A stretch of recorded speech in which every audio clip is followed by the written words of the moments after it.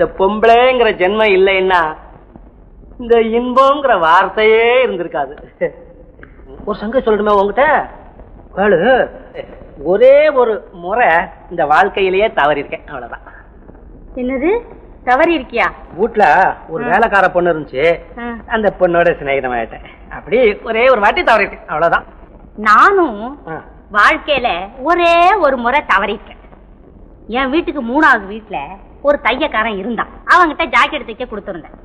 ரொம்ப நாளா தரமாட்டேன்னு ஏமாத்திக்கிட்டே இருந்தான். ஒரு நாள் பெரிய சண்டை போட்டேன். இன்னைக்கு ராத்திரி 8 மணிக்கு வாமா தர்றேன்னா. அன்னைக்குன்னு ஒரு நோயாளி வந்து சேர்ந்தான். அவனை பார்த்து அனுப்பிவிட்டு ராத்திரி 9 மணிக்கு போனேன். கதவை சாத்திட்டான். கல்யாணம் கல்யாணம் நீ கெட்டவா? நீ ஆம்பளை எப்படி வேணாலும் நடப்பான். நான் என்ன சொல்ல